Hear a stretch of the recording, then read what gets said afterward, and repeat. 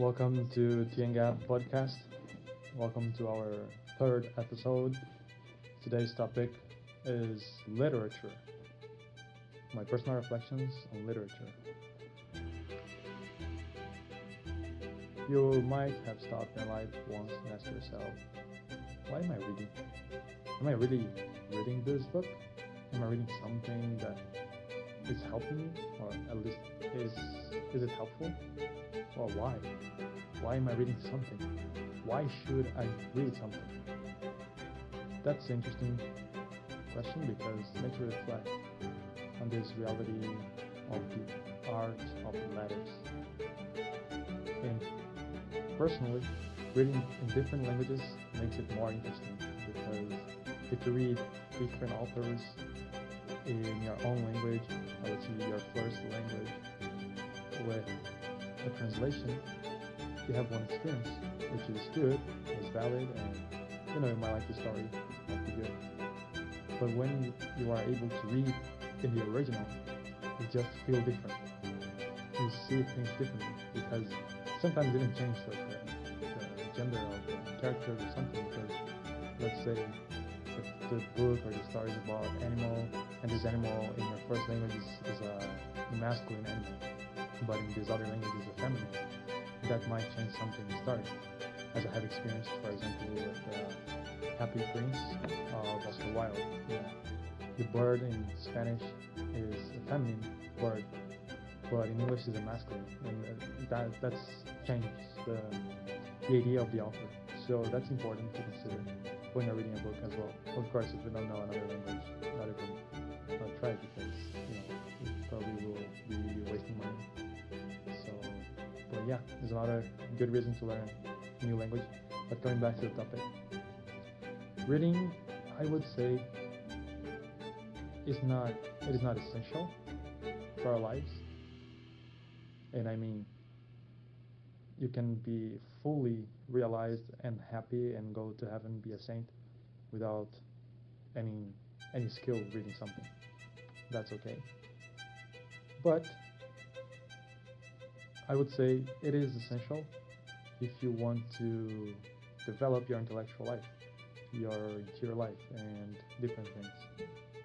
So, I mean, it is not for salvation, let's say, but it is if you want to be an educated person, able to talk to others about different topics and, have some deeper social relationship with people besides, daily matters such as what happens in your life, your neighbor, whatever. You can at least have something good to talk about. That's important to read. Reading is also important because it forms your way of thinking. It teaches you to think, teaches you to analyze, to train your memories, to imagine.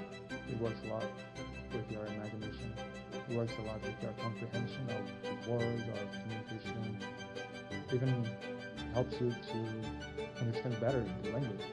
If you read more books from the first language, let's say, your own language, you will have more domain over the words that you use in your vocabulary, the words that are listening from other people. You will understand them deeply.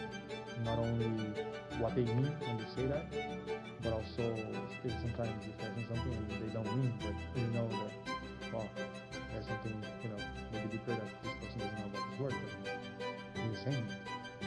I mean, there are thousands of good reasons to read a lot, but I really would like to focus on the art of literature.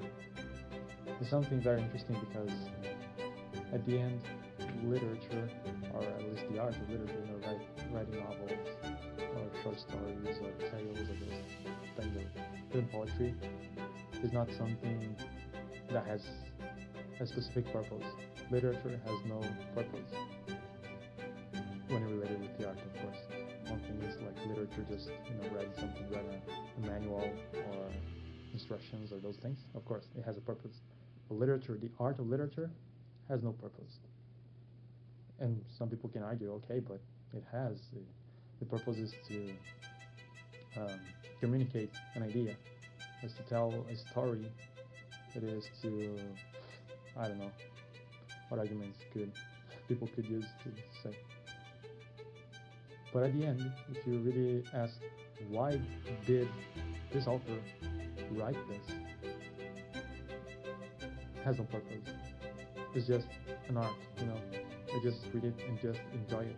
It's just something human that we can do, and we can appreciate, and we can learn, we can experience so many different things, so many different moments in others' lives that we wouldn't be able to experience.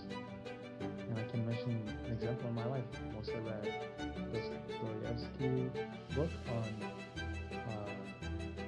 the memories of the house of the dead, and it had such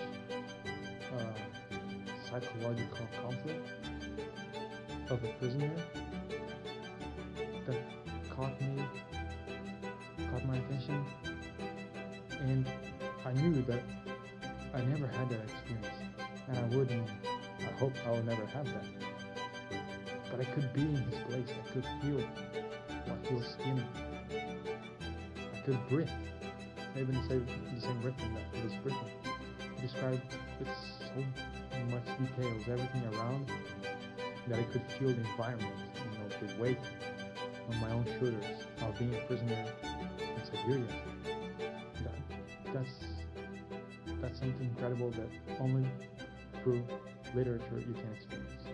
Not even a movie, not even a video, or somebody telling you the story, Because with the book, you are reading, you are taking your time, you are not reading everything at once, you are following a system, you are following an order of letters, of words, of phrases, sentences that are moving and bringing you somewhere.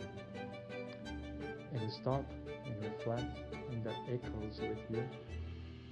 That's such an amazing thing that human being with its intelligence could create. And so, yes, I invite you to appreciate literature. And if you're not reading any art, any poetry or something, you might not even like that, but give it a chance. Try it again. Take something simple. Take even a classic of literature that was made for kids, and try with that. And I really invite you, read and reflect and imagine and resonate, and try to have these experiences. Try to have another experience, something that you think, okay, I would like to read a book about war, because probably I'll never be fighting in a war. So try that, might be an experience very, very interesting for you, very moving. And so with that, you move on. You can try lots of different books. There are thousands, millions of books, so just try one and reflect on that.